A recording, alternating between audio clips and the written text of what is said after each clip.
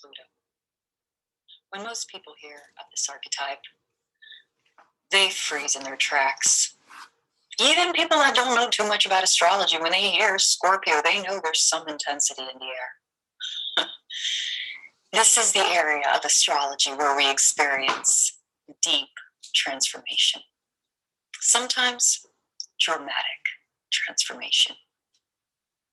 This is really the place of the zodiac where we start to experience our first ego death. So yes, the ego, the very same ego that we've been so laboriously cultivating throughout all these stages over here, finally reach the 8th house. First of all, you want to look at the sign on the cusp of the 8th house. This line over here, the cusp of the 8th house, just like any other cusp, is the most sensitive part of the house. And you want to see what the sign is on the cusp of your 8th house, because that sign is going to describe your experiences and just your natural approach to these deep experiences of life. So what does that even mean? Well, no human journey would be complete without the ego death. And really, the ultimate ego death happens over here, in case you're wondering. It happens in the 12th house. The last house is the house of the complete transcendence from ego. Here is the ego death. Here you actually die. The ego dies. Here the ego transcends. So in the 12th house, it's more graceful. It's more, as you're going to see when we get there. But the ego that we've been working so hard to cultivate finally experiences the moment of crisis.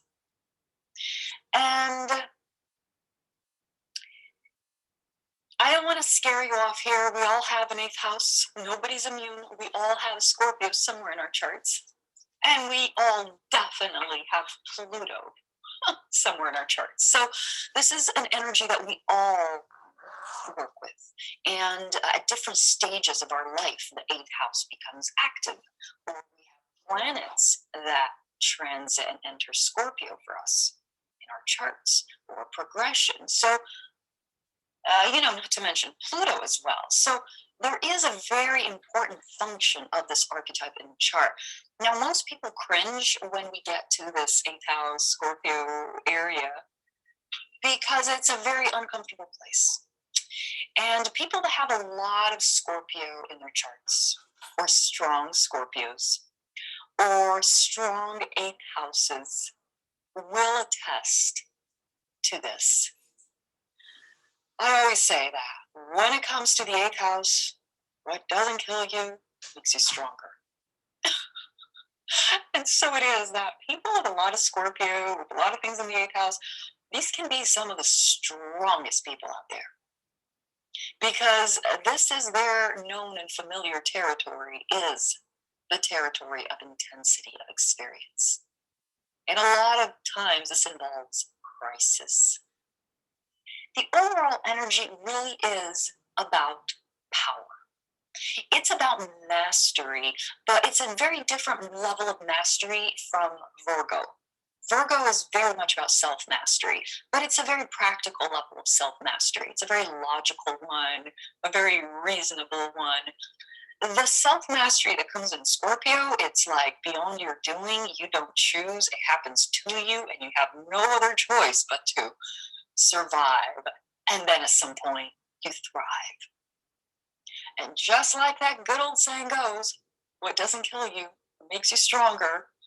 So it is with this beautiful archetype, that those people that have strong 8th houses, strong Scorpio, strong Pluto, these people are some very strong people.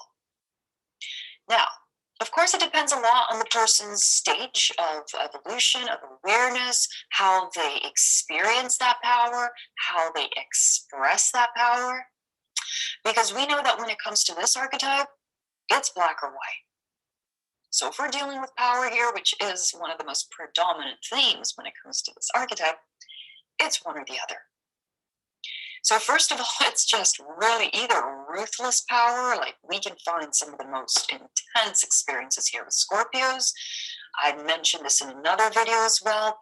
It's very common to find even people that have Scorpio sons to have had a really intense experience with their father. I've seen everything, all the way from people that lost their father at a very early age, father passed away, all the way to fathers that were abusive, sexually abusive. Scorpio, you see a lot of sexual themes, eighth house, a lot of sex. Brutal as well. I've seen that there. People have a lot of Scorpio planets. It usually describes something upbringing, the upbringing. Something about the upbringing helped to shape their character with that Scorpio intensity. And a lot of times it comes from family upbringing. So same with the moon. People that have moons and Scorpios, they have had some intense dynamics with the mother for the most part. At its very best, the mother represented that powerful, strong Scorpio influence and energy in the child's life. If it's a Mercury, or if you have Scorpio in the third house, it could be siblings, your relationship with siblings. You know, if it's Scorpio in the fourth house, my gosh, your upbringing, family life was like one or the other.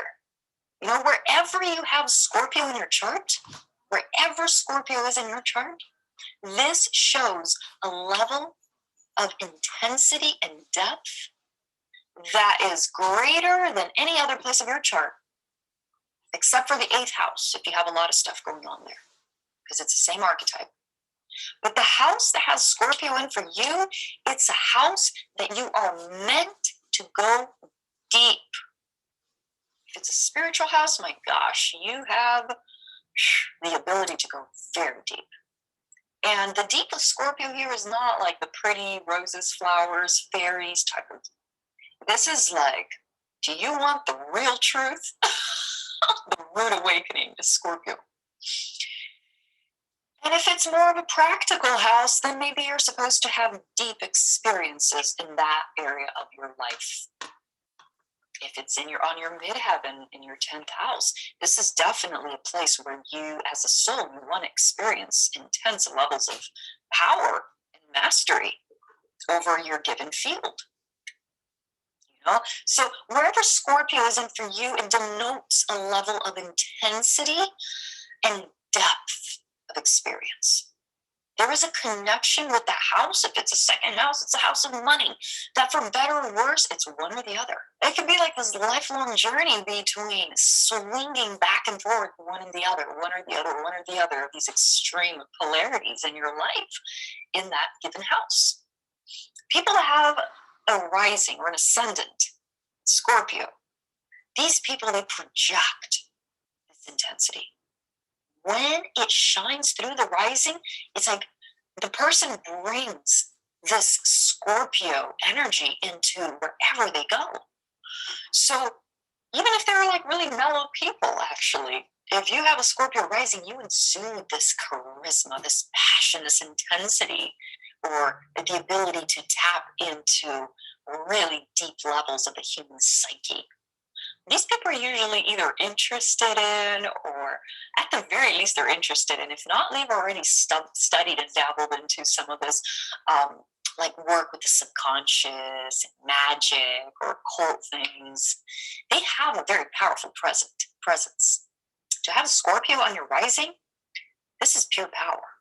So whether these people like it or not, they exude such great levels of power in their presence that they can become very magnetic.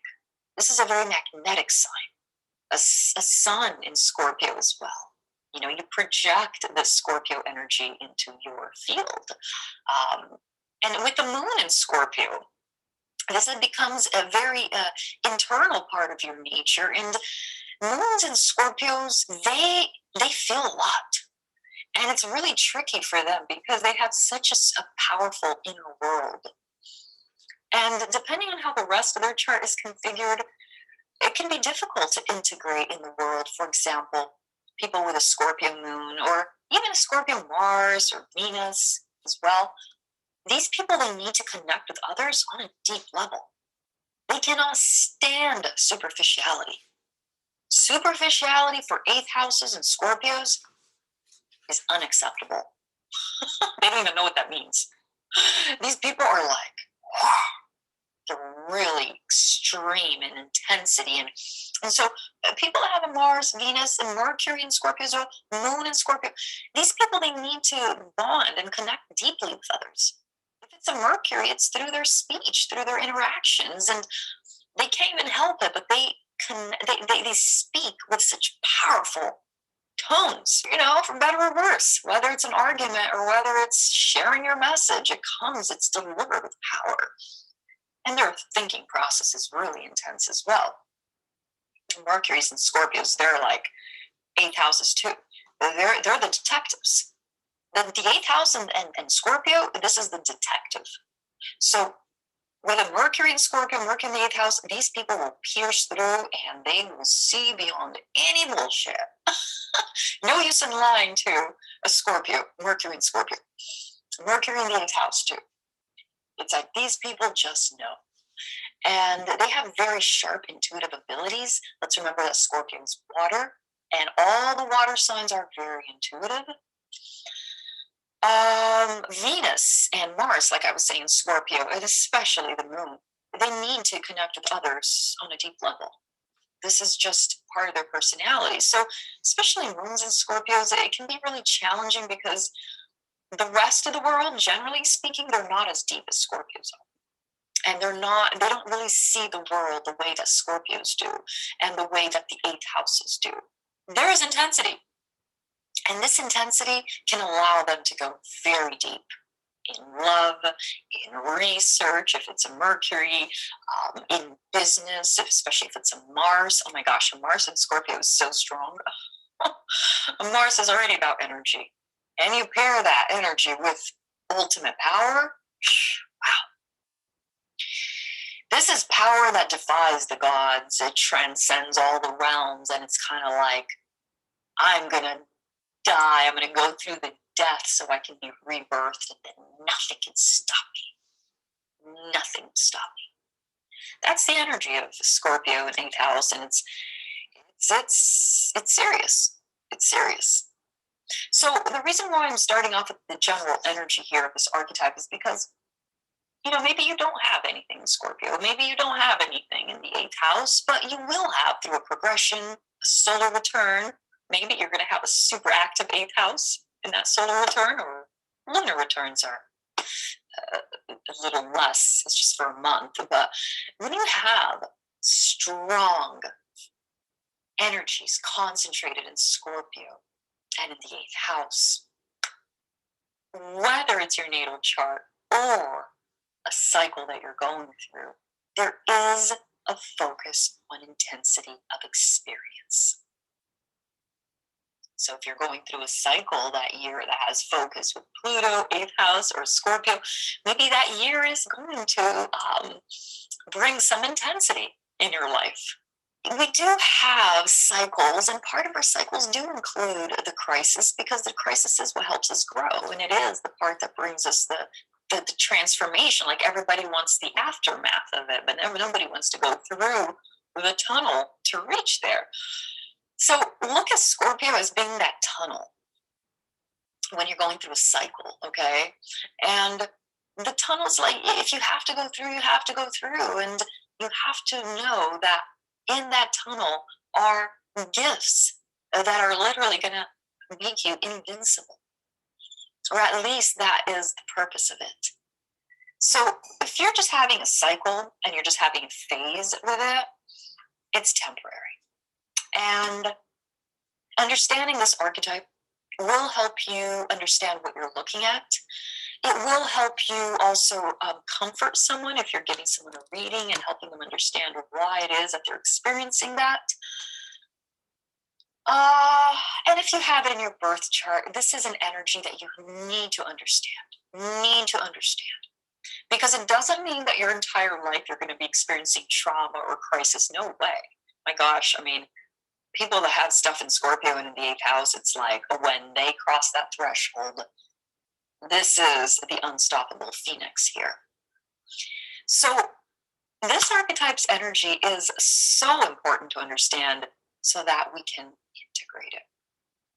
Because if we resist it, this energy backfires on us. And then we only get half the job done. We only reach the death part of it. We don't get to the regeneration part of it. We always do. But you know what I mean. We don't have to make our suffering more prolonged than it needs to be. We can see it for what it is. We can cry, but we can also become stronger by it. And then we can move on. This is a really important thing because Scorpio is known for holding grudges. Remember when we were back in Cancer and in the 4th house, I explained to you about how Cancers are known for having good memory. And it's not necessarily that Cancers have a good memory per se. Of course, a lot depends on their Mercury and all that. But because Cancer is a water sign, just like Scorpio, and this is the point I want to make here, it is very impressed by emotions. So emotional memory for Cancer, this is what we talked about, becomes the best method of learning for them. So when they have tactile experiences, right, when they actually have an experience with whatever they're learning, the memory stays longer. So this is a good tip for like Mercury's in Cancer, or just like planets in Cancer. They have a lot of emotional memory, which can be a good and bad thing. When you get an impression emotionally, it stays there. It's ingrained in your cells. It's not just your brain, it's your body as well. So it's your awareness and your body. So it's a very long-lasting memory. Now with Scorpio, this becomes an issue because Scorpio is also a water sign and also definitely influenced by emotions. Oh my gosh, Scorpios are so emotional. And because their realm deals with intensity and deals with all the experiences that bring the black and white, when these types, they have an intense experience, and it's not a happy one, they remember that forever. Just like Cancers. Cancers also do, trust me. But the difference between Scorpio is that Scorpios will not only remember the memory, but they will retaliate as well. They'll wait for the right moment to get back. And they know how to do it. This sign is so intelligent, by the way. Scorpios, 8th houses, my gosh, this is like high levels of intelligence here, especially because we are also using the intuition. As a matter of fact, all these signs here in the upper half of the chart, in the southern hemisphere, as we call it, all the planets in these houses, these archetypes, they're all very intelligent because they are the higher octaves of, it's like the refined, evolved, whatever the other half, but it definitely is a continuation of the other house on the other polarity. So, with the 8th house here, it is a higher octave of the 2nd house, which is not particularly known for its intelligence. I mean, it definitely has its own attributes, but intelligence is seen by the 3rd house and 9th house, by Gemini, maybe a little Sagittarius because it is the other polarity. It definitely is a lot of the mind in there. By the 8th house. Why Scorpio? Well, not only we are dealing with the upper half of the chart that brings that higher level of awareness, which can also translate in intelligence, but with the fact that we're dealing with intuition as well. So now we have intuition in the picture. So, aside from the intuition, we also have a level of intensity with Scorpio that allows them to go deep into the heart of anything. So this archetype here, like a Mercury in the 8th house, for example, these can be quite the researchers. Because here we have Mercury, the mind. How does it operate? In Scorpio, it likes to go deep. It's not about superficiality. It's like the deeper it goes, the better.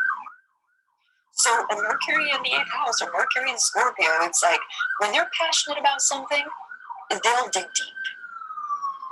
So this is a very intelligent house, and the sign as well when they want to be, and they have definitely the drive to get it. They definitely have a lot of passion, a lot of. So, what is the element and the modality here? Water and fixed. Whereas in Cancer we have cardinal and water. Here we have the initiators, the go-getters, the leaders that are moved by the principle of security and of safety. But when it comes to Scorpio, we're still in water, but now we have the fixed energy. So water with fixed energy, it's interesting because water is so, soft and fluid and intuitive and feminine. But when you pair it together with a fixed energy, this is the unmovable. And that's why you have also the holding on to grudges. Or Scorpios can be some of the most intense people out there. And when they set their minds to something, nothing stops them. And that's the fixed energy. It's not necessarily just the water. It's the water with the fixed. The water helps them find a way to get it. Like, the water will adapt to whatever form it's placed in. When it comes to Scorpio, it's water, so we do have the fluidity, the intuition, the psychic receptivity, but it's in a fixed element, in a fixed modality. And the fixed modality brings that I will not budge into the picture. And these are the people that are very strong. Fixed signs are extremely strong. Strong in the sense that it takes a lot to get them down, but also they will not budge. So they can be quite difficult. All of these 4 signs, they don't budge. Like, they all have different ways of, Venus, don't be fooled by the love, by the beauty. Sun, don't be fooled by the warmth, the generosity, they love to make people smile and laugh. Don't get on their bad side and don't try to oppose them because they will not budge. This is a fixed energy. And when it comes to Scorpio, if they don't get their way, that's when the water comes out. The emotions. So that's the modality of Scorpio. We have the fixed with the element of water, and that's the combination.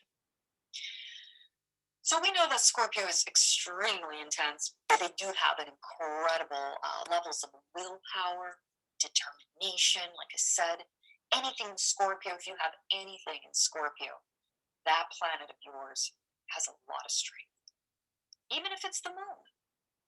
We talk about the moon being uncomfortable in Scorpio. Scorpio it feels things so deeply, deeper than most people will ever understand. Scorpio moons, they have a lot to deal with, and it is very intense in their world.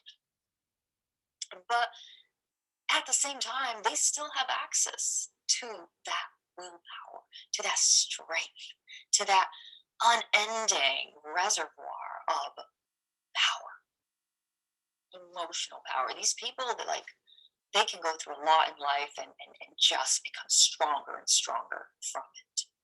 So any planet in Scorpios holds a lot of power.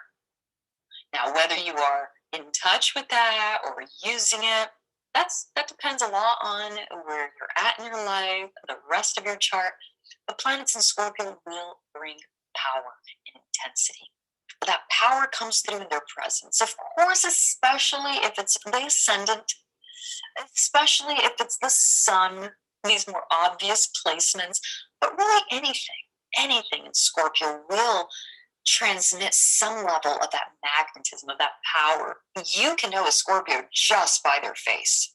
They have the most piercing look. They're known for they don't even try, but they just connect with things so deeply. And even if they're not looking at you, you still feel like they're looking at you. Because it's like they're just observing everything. Even if they're not aware of it, their subconscious is. They're very perceptive, very perceptive. Of course, the negative polarity here is a very strong degree of obsession, compulsion over things, jealousy, manipulation, right? We all have our pros and cons here of everything, everything. And the pros and cons we just saw in the last video, the seventh house, relationships, the pros here and the cons here, especially, really are being too others oriented, right? Where you don't have that balance and you lose sight of yourself. People that have an unbalanced Libra, they can be so wishy-washy, so indecisive, and they can feel lost in the world too, because they're always trying to please everybody, and at some point they find they're actually not happy. So when we have Scorpio energy or eighth house energies or planets that are conjunct Pluto as well, we're going to talk about that a little separately, but this archetype here, unbalanced, can bring a lot of compulsions. It's just like uncontrollable compulsion for something. And it can be dangerous too, because it is the other polarity of this axis here. And the second and eighth houses are the houses of sex as well. But the second house is the pleasures of the senses. So it can be food, it can be wine, it can be sex, it can be just anything that gratifies the senses and the body. And with the other polarity there, Scorpio, in its unbalanced state holding compulsions, we can easily see how these compulsions where they can go, and how we can have compulsions of the senses and of the body. But we can also include compulsions of the mind. The Scorpio and eighth house energy is an energy that needs to go deep into experiences. So if they suspect that someone, their best friend, is, doing this, or their lover is cheating, they're gonna get to the bottom of it.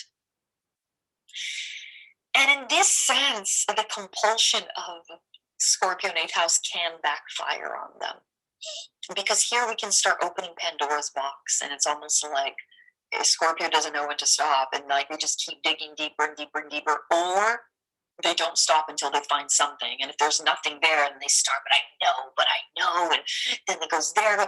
Pretty soon, it's like it backfires on you. You're sick, you're worried, you're stressed, it's crazy. So some of the challenges with this really is the compulsion, the obsession, the jealousy, the manipulation that comes when they don't get their way. Kind of like with the Cancer energy.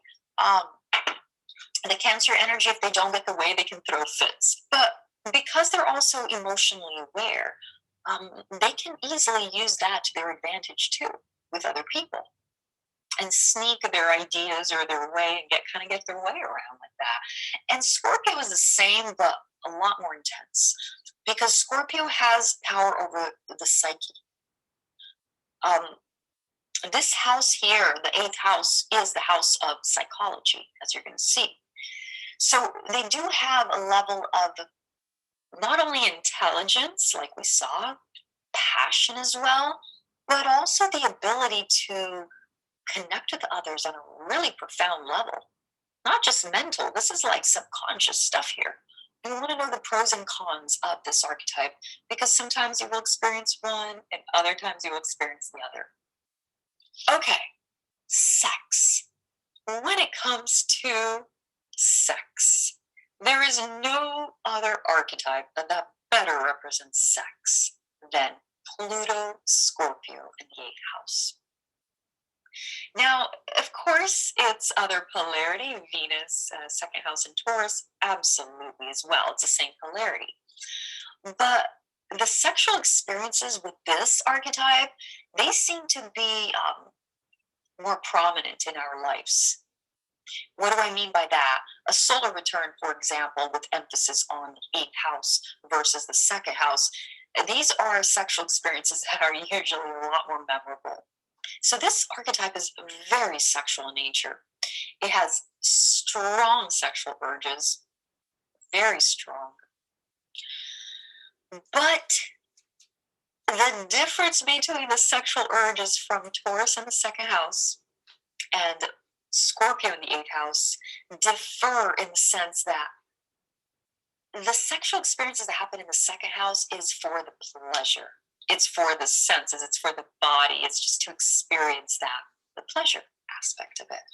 But when it comes to Scorpio, this sexual function becomes a priority, but it's to unite with someone. There is a deep longing to unite, to merge with another when it comes especially to the eighth house, especially to the eighth house. So we are seeing here the stages of evolution of the personality and the human journey, the cycles of man. And when we reach the seventh house, this is the house of partnerships, relationships. Oh, look, I can meet my equal, right? I can form a partnership, a relationship. And then when we get to the eighth house, this is the reality of the relationship. So first of all, we need to merge, we need to unite. And that's the function of the eighth house, is really to connect with a partner on a very, very deep level. So yes, while the eighth house is very sexual in nature, let's remember that the connection from the eighth house is more emotional, above and everything. It's emotional. This is a water house.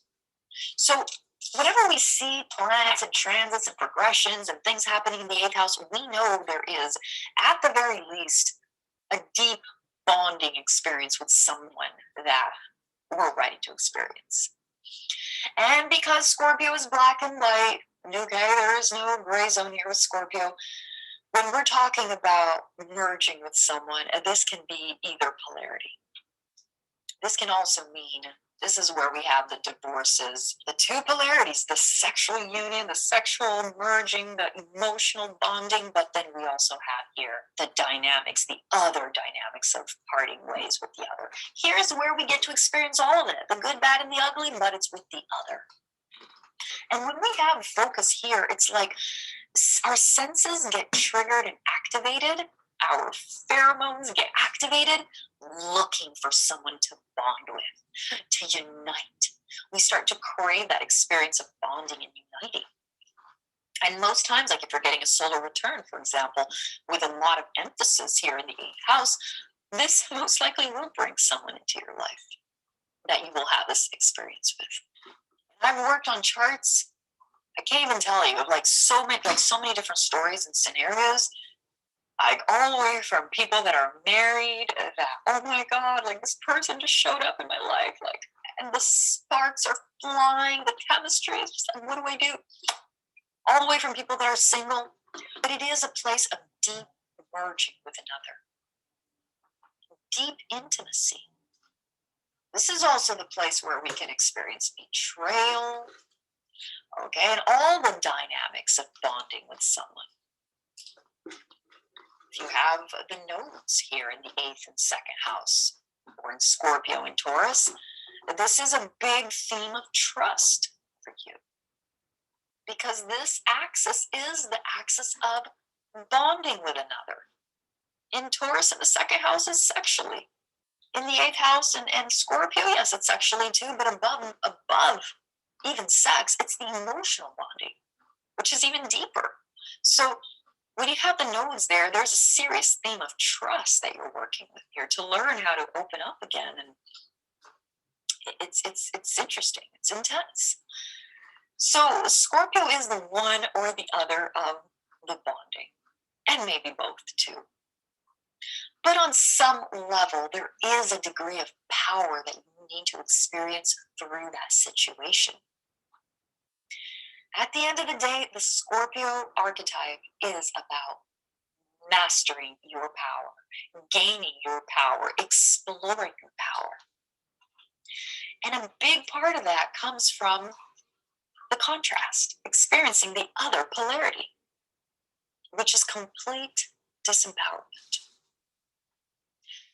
So because this archetype doesn't do anything halfway, it is normal for us to see these strong archetypes experiencing a lot of disempowerment in their life for a good portion of their lives in whatever field, whatever house is Scorpio in for you, or whatever planets are in the eighth house. Like I've seen a lot of people that have like suns in the eighth house or sun in Scorpio, but especially the eighth house. I've seen this a lot with the eighth house. It's I've seen a lot of people who like lost their father at an early age. Eighth house sun is also common to have experienced abuse from the father or some sort of trauma. But it's almost like these people get pushed to through their abuse and through their all their traumatizing situations to they're pushed to find that power of survival within. So it's almost like the complete disempowerment from the death, from the abuse, from the trauma, then is the catalyst. It becomes the catalyst for this person to just achieve these intense levels of mastery with whatever planet is in Scorpio for you or in the eighth house. It's very easy to look at people with a lot of Scorpio in their chart and feel sorry for them, especially when you hear their stories. 4, 5, 6 planets in Scorpio, or in the eighth house, or like a Pluto conjunct Sun, or a Pluto conjunct Moon, or square or opposition. A Pluto in a conjunction or square or opposition with anything, any planet, it's hard. It's hard. We're going to see why when we talk about Pluto. And even a trine and a sextile to Pluto is not easy, let alone a square, a conjunction, because it's like that double dose of power, square, conjunction, and opposition. So you may feel like, oh my God, like I didn't deserve this. Why? But when we understand that the function of this archetype really is to accelerate the evolution of man, we learn how to embrace it. And I'll tell you, those very same people that have a ton of things in Scorpio, they actually kind of, a lot of them, they relish the fight. And it's almost like they learn how to love it and they learn how to thrive in it. Now we have the two types of Scorpios here, or strong Pluto, strong eighth houses. We have the type that will either go bitter and sour and close off, because when Scorpio is upset or hurt, they can close off like no other, even more than Cancer. So these here can totally shut down, or they can retaliate. It works, right? They'll get back at you. Or the other extreme, the other spectrum is they'll just be so intensely powerful. These people can be some amazing, amazing leaders as well. Now, people that have a lot of stuff in the eighth house, or just even if you have, like, let's say, Mercury in the eighth house, these can help other people as well through counseling, psychology, because the eighth house is the house of counseling, psychology, and working with others on a deep level. And so any planets in the eighth house will enhance that for you. And even if you don't work with that, maybe you'll see that people just naturally come to you for advice. But the thing is that the eighth house in Scorpio, but especially the eighth house, they're great counselors because they're familiar with all that energy of crisis, all the trauma. Not only have they themselves probably gone through a lot of it too, but they're also fascinated. They're pulled into that world of psychology, and it allows them to be able to work with others on an intimate level, on a close level. Whereas the seventh house is definitely working with others, like we saw. It's more like partnerships and just, even relationships as well. But the eighth house is where you go deeper with others. So when we have a profession shown in the eighth house, like let's say the ruler of your midheaven, that's just one example. There's many ways to see it. Let's say the ruler of your midheaven is in the eighth house. That's an indicator that what you're supposed to be doing has something to do with the eighth house. So when you have like a profession, or maybe even a Mercury, because Mercury is expression in the eighth house, or a strong eighth house, like a sun in there, the ruler of your rising, these are people that they can definitely go very deep with others. And especially if it's associated with your career and profession, they excel at helping others on a deep level with counseling and all that. Now, the eighth house also has a lot of other functions, especially professionally as well, but somehow it seems to be associated with going deep. Whether this is going deep psychologically with others, like we talked about, counseling, or whether it's, um, going deeper with more piercing through the veils. That's another great thing for the eighth house is people that work with mediumship, communicating with deceased loved ones. It's all seen in the eighth house. The eighth house is the astral world, by the way. The 12th house is the transcendent world. This is like angels and beyond, okay? But the eighth house is where all the loved ones are. It's like the astral, it's the in between. It's like the gates of this world to the next. It's in Scorpio, it's in the eighth house. So people here, they can easily tap into those realms. They have some sort of a connection with it, an interest or a pull towards it or gifts with it. So anything that is related to the afterlife, of course, with the death factor involved too, but it's got the water element of spirituality. So anything with the afterlife, things that are related with occult practices, it's seen in the eighth house. The eighth house is the house of metaphysical studies, metaphysical concepts. So when you have a strong eighth house, at the very least, you're interested in it. It's like when someone starts talking about it, you can stay around and you listen. If not, you yourself are the one speaking about it or teaching it or researching. So it is the occult, the metaphysical, all these behind the veil, beyond the veil type of experiences. But the beyond the veil with Scorpio, it's not all love and light. Here we have when you have those experiences with like psychedelics, right? And you like pierce through the veil. It's like almost that life and death. This is the archetype that represents it. It's the Scorpio energy. It's that life and death. Feel what it's like to die so that you can then be rebirthed.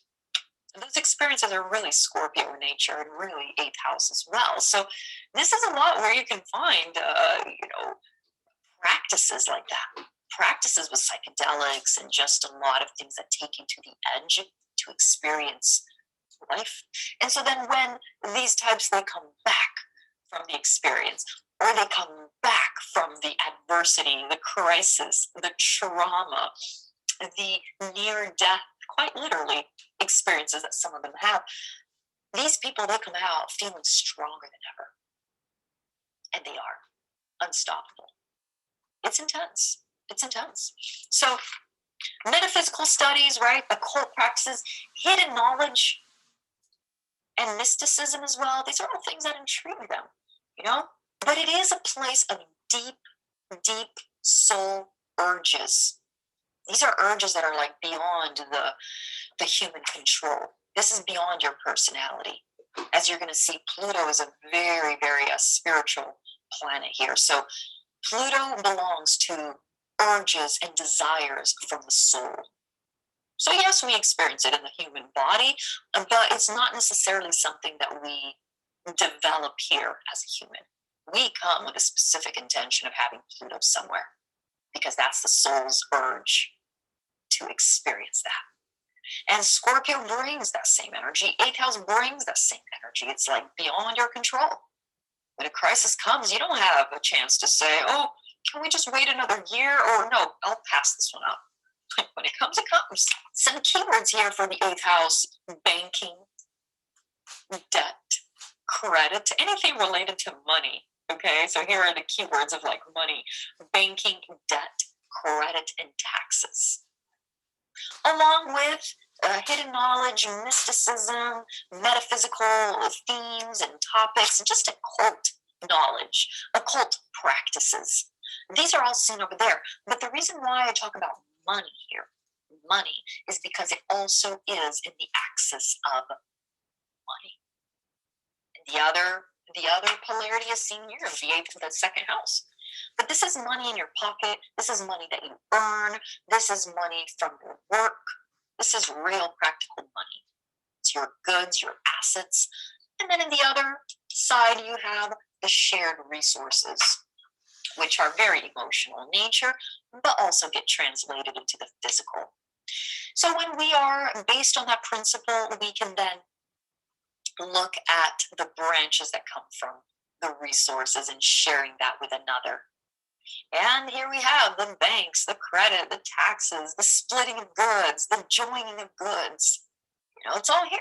It's all in the eighth. So the reason why I talk about the eighth house being a very vulnerable place is because when things happen in the eighth house, it can feel like death.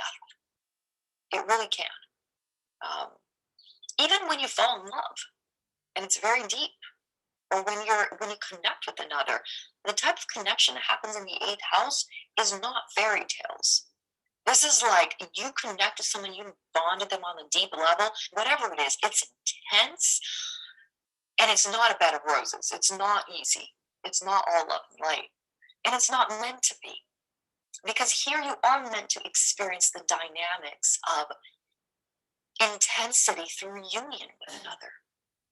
So when things happen in the eighth house, we can feel very vulnerable. It can literally feel like an ego death. It is a very vulnerable place for that sense. And when we are dealing with others, especially in the eighth house, sometimes we can feel like we are at the mercy of others. So it's like beyond your control again.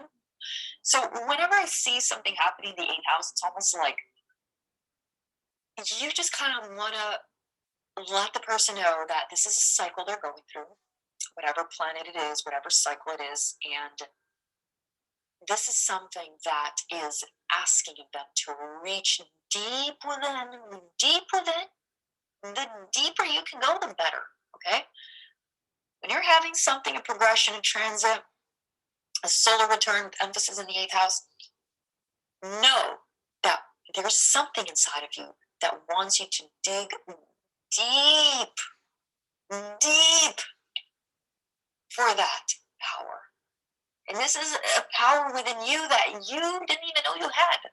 And the eighth house is really one of those things that you're like, whoa, I would never want to go through that again, but I'm glad I did. Because after you have the levels of wisdom and power and all of that that come from it, it's like you don't want to change that for anything. Especially when you see that the rest of the world doesn't have it. You're like, okay, now I get it. It's okay. I don't want to repeat that again, but thank God for that. And people that were born with placements in the eighth house or in Scorpio, they feel that all the time. It's like if it's not one thing, it's another. It's a lot of intensity. And once they do reach that level of mastery, these Scorpio and eighth house people, they're some of the strongest people out there. Super influential, very influential, because again, you have that dynamic of water, like Cancer, that lets you be empathic, intuitive, connect with others. And when they have a healthy dose of power, oh my God, these are some of the most magnetic types ever. Very convincing, very influential, and usually with a certain degree of status as well. So this archetype is like things don't come easy for Scorpio. If you have a lot of planets in Scorpio, you know what I'm talking about. Planets in the eighth house. These people don't have it easy. If you get a chart to read and you see whatever it is in the eighth house, that planet has a story to tell. If it's Mercury, it may be with siblings. Of course, it's going to also be manifested in your intellect and the way you speak.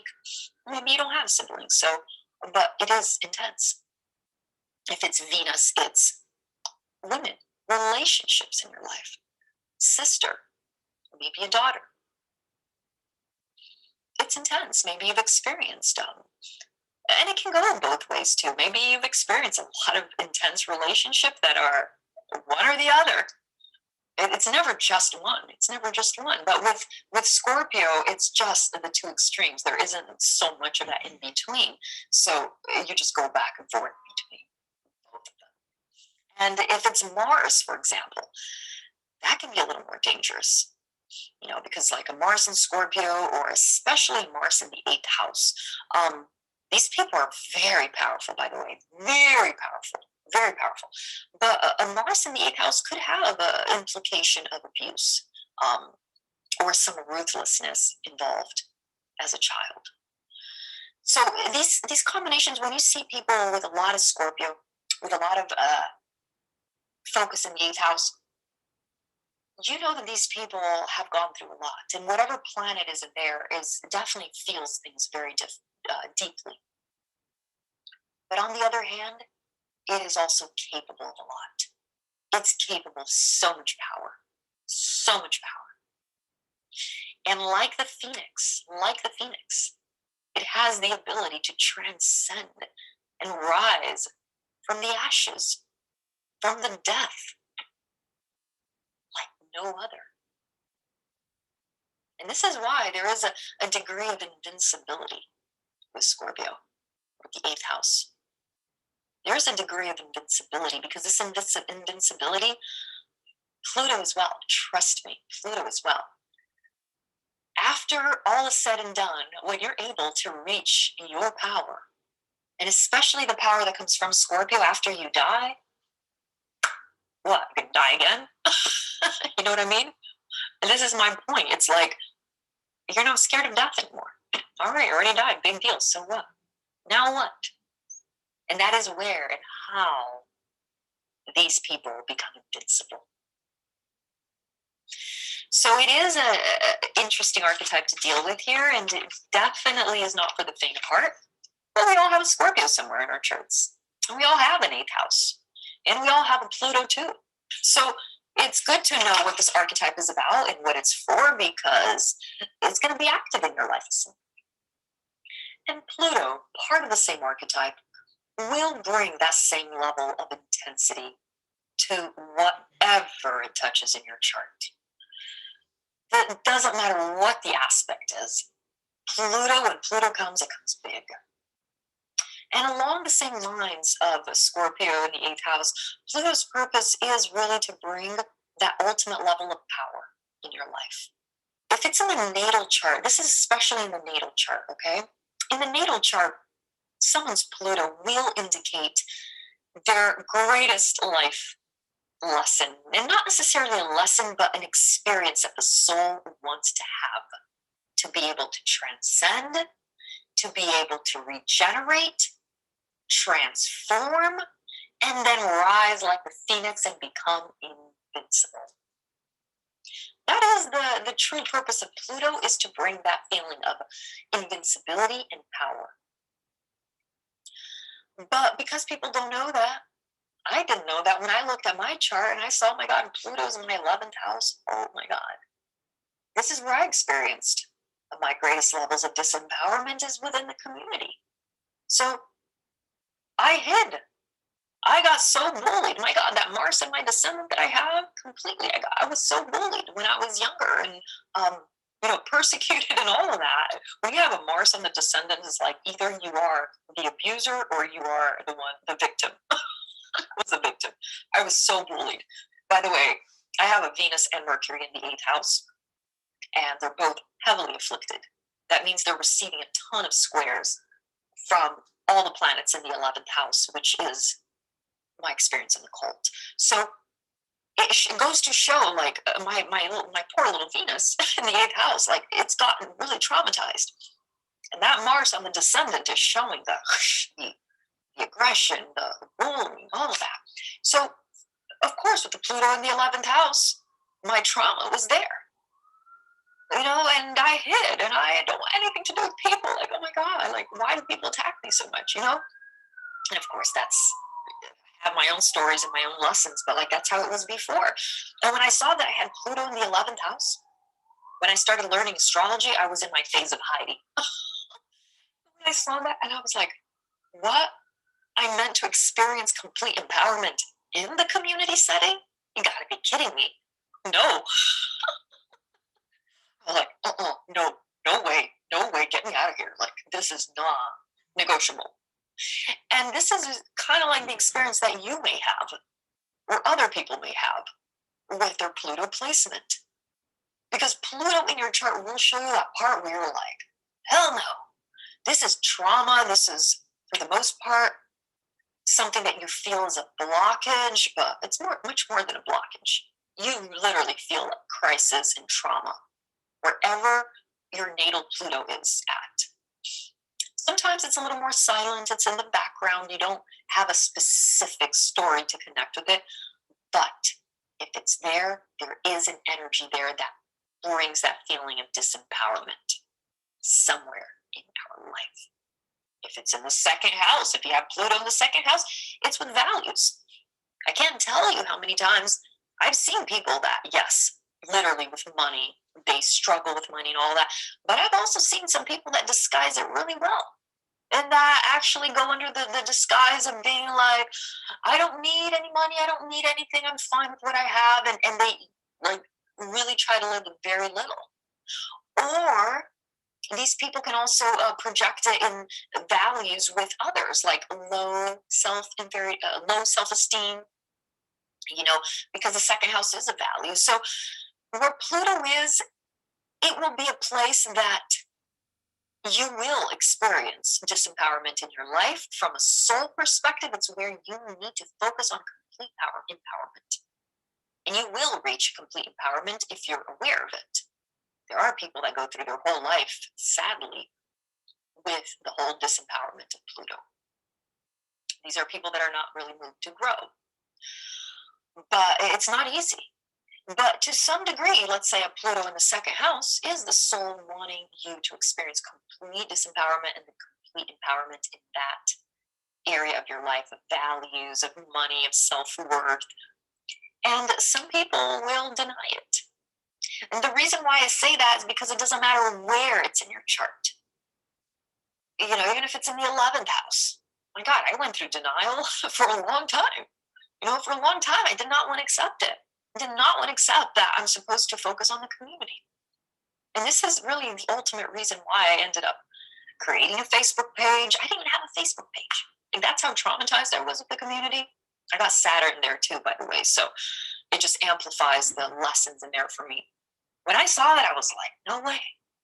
No way. I finally surrendered to it. I understand astrology today. I created my Facebook account. I'm like, what do I have to? I don't have anything to post. Oh, maybe I'll post astrology. That's how it all began. That's how it all began for me. Once I started following my path, activating that Pluto, and then, of course, following my North Node in Leo, doing my thing, putting myself out there, even though every inch of my body and my cells were like, what am I doing? Like, I don't want to do this. But I did it, and I followed. And this is the key to self-mastery for anybody, is to understand certain components of your chart and then rearrange your life in a way to have a flow for those planets there, for that blueprint of yours to operate. If you don't, then the energy stagnates. It gets stuck. It gets like, it can't flow. And when it comes to Pluto, you need the energy to flow, because if you don't, if it's not flowing, it creates trauma.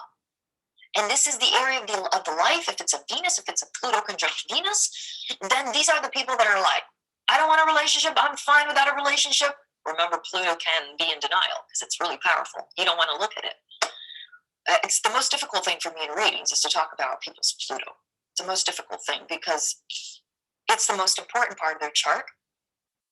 And thankfully, most of the people that look for me for readings, thankfully they know my style. So they know I'm going to address those themes. But even then, a lot of people don't want to hear it. And a lot of people don't want to accept it either. Pluto is Pluto, and Pluto will bring complete disempowerment and then complete empowerment when we do the work. Complete empowerment. And so I know that my power lies with the community. That's where my power is, and I'm ready to claim my power. So it's not easy. It's not easy. And this is why I chose to go to my Pluto line. Maybe some of you are aware, on my birthday in 2019, I specifically and consciously spent that birthday, that solar return, in Montreal, because that was is one of the places where my Pluto line is. And I felt it. Not for the faint of heart. And it's definitely one of those things that you say what doesn't kill you makes you stronger. So working with your Pluto is working with yourself on a very deep level, because Pluto, at the end of the day, it's the desire of the soul. So when you're speaking of the desire of the soul, you're literally speaking of the intention of why you're here, the reason why you're here. So if you don't work with that Pluto, the people that go through their entire lives without looking at Pluto in their chart and working on it and with it, I don't know, maybe they'll have to come back and do that again. I don't know. But when the soul comes with an urge, it's like, it's going to get you to experience that. So it's going to throw situations in your life, a lot of situations, wherever Pluto is in your chart, whatever house it's in for you, if there's any planets conjunct it, that are going to definitely make their presence known in your life. And then it's up to you if you're going to just turn a blind eye and like live in denial, kind of like what I did with the community. I didn't have a Facebook page. Or if you're going to embrace the gates of death just to see what's on the other side. And when you do, you see that on the other side is your bundle of power. And once you pick up that bundle of power and come back in the other side and cross the door again, go back into the human world, you're invincible. You're a phoenix. You're a god. You're not mortal anymore. But Pluto will bring transformation on the deepest and most intense level. Oh my God. I got a solar return once with Pluto right on my IC. And remember how I said that things that happen in the fourth house, they impact you very deeply. It's your personal space. And I got Pluto here for a whole year on my solar return. Oh my God. Oh my God. This is like a change on such a deep level. Man. See, this is the challenging thing of learning astrology, is that once you know what you're looking at, sometimes you see things and you don't want to know about it.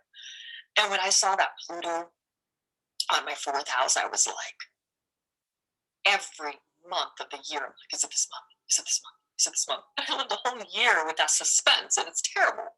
So at some point you learn to either not look too deeply, or not go down the rabbit hole. Because with my Mercury and Venus in the 8th house, I can definitely go down the rabbit hole with research and looking into things, and I'll spend hours trying to figure things out. So you want to be careful too, because, astrology is going to show you both. And, I made it through the year. I didn't die. But it definitely did rock the foundations of my world. It was one of those experiences that I said I wouldn't go through again if I had a choice, but I'm glad I did. I'm glad I did. And that's Scorpio for you. That's 8th house for you. And that's Pluto for you.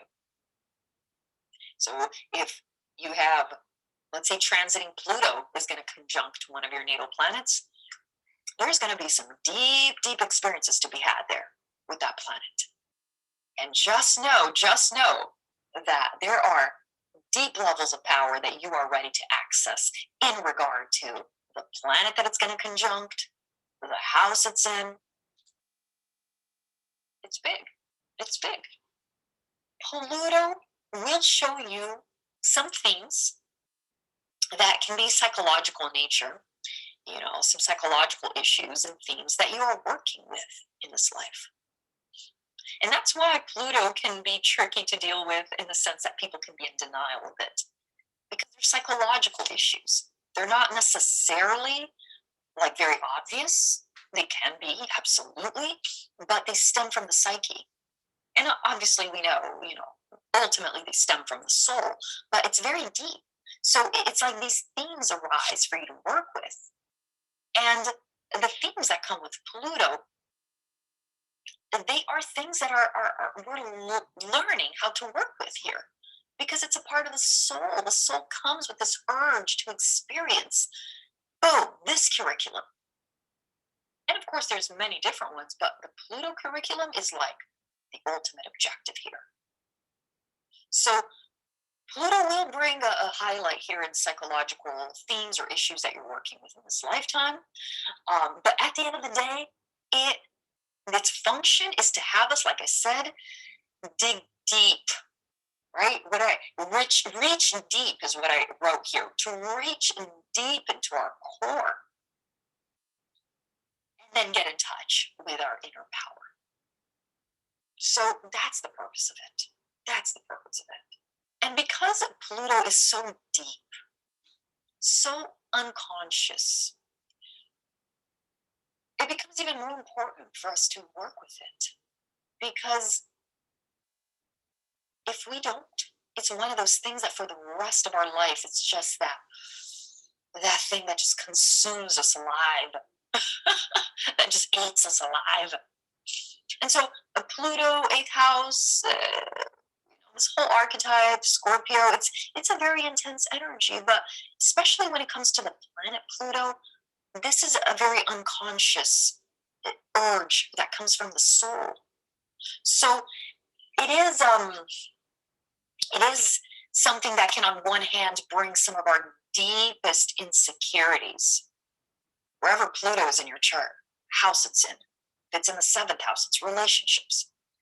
Can be the relationship sector for you if you have a Pluto in there, and Scorpio as well. Scorpio will bring intensity in relationships, one or the other, but especially a Pluto, because Pluto specifically, the planet Pluto, deals with the desires from the soul. So if you have a Pluto in the 7th house, this is a place where your soul wants to experience great levels of power in a relationship, with a relationship, through a relationship. Maybe there is a partner there for you that will bring a lot of power to you as well. And it's interesting because people with Pluto in the 7th house, they somehow know, they have this like subconscious awareness that they're going to meet. They're going to be in a power couple situation. But there is someone waiting for them to have that power couple dynamic. And yes, there is. There actually is. But only after you transcend the death, the death from Pluto here, that you surrender to the initial disempowering experiences that you have within a relationship, and understand that these experiences of disempowerment aren't necessarily for you to hide out somewhere or close yourself or make yourself hard and bitter or want to take revenge, because that's the other polarity and it can happen too. But it's really so that you can dig deep within yourself and experience those levels of power in a relationship. So wherever Pluto is in your chart will bring a lot of unconscious, urges to work through. And because of this, it can trigger some psychological issues within us in the house that it's in for you and the sign. And of course, any planets that are especially conjunctive. Squares and oppositions are also very hard, but the conjunction is like a merging of those two energies. So if you have like a Pluto and Moon conjunction, oh my God, this is your feminine aspect. And of course, with the Moon, this is something with the mother that sparked that for you, that initiated that contrast. A Pluto and Moon conjunction is a serious dynamic with the mother, with women in your life. And if you don't transform this into the butterfly that it's meant to be, into the greatest source of power for you, you're going to keep repeating the cycle. And you're going to keep repeating patterns of disempowerment with women in your life. If it's with the sun, it's with men. Now remember that Pluto does have a godlike quality to him. He is the phoenix. There is this transcendence, transmutation aspect with Pluto, 8th house, and Scorpio. So, but to get there, you need to understand that you're not going to get there by waiting for the storm to pass.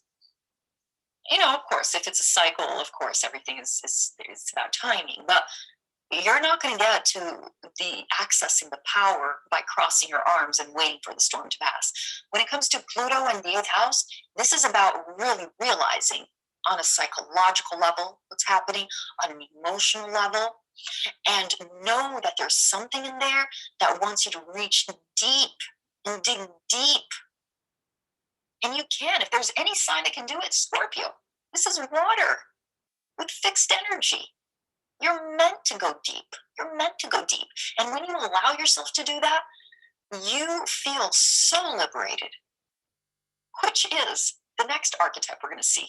Sagittarius, Jupiter in the ninth house. Anything that comes from the eighth house, cycles, progressions, whatever, even if your natal chart, for example, if you're born with a natal, like me, I was born with a natal Venus in there, and it's definitely received a lot of trauma.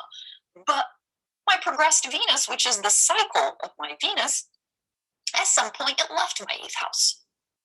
So even your natal planets in the eighth house are going to progress into the ninth house, into the next house. So, and even your Scorpio sun is going to eventually progress into Sagittarius and then, to the next sign and so forth. So we do have a progression here, an evolution, even of the natal planets. And when something finally leaves the eighth house and enters the ninth, it's the happiest time of your life. Jupiter, Sagittarius, it's so easy to associate it with celebration and just like happiness and optimism. I always say, I'm like, of course, Jupiter in ninth house and Sagittarius can be optimistic. After the eighth house, anybody would be. So whenever I see like someone going through a cycle and a trend or a progression, and it involves the eighth house or Scorpio, oh my God, when the progressed and then goes into Scorpio, this is some of the most intense times of the person's life.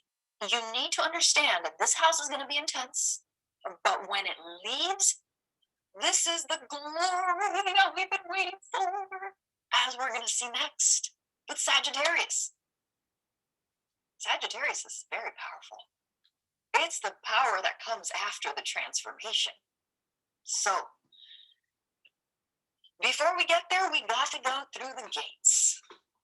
And within these gates here of Scorpio, Pluto, 8th house, there's a lot of treasures that the rest of the world don't even know about.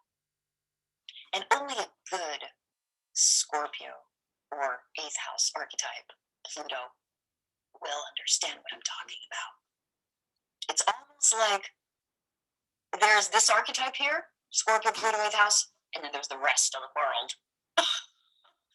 They experience the world in a very different way, and they see things that other people don't. The level of perception, it's big with these guys. So they just have to understand that their path was not meant to be normal. And once they do, they're able to tap into this godlike quality that they have. And that will carry them a long, long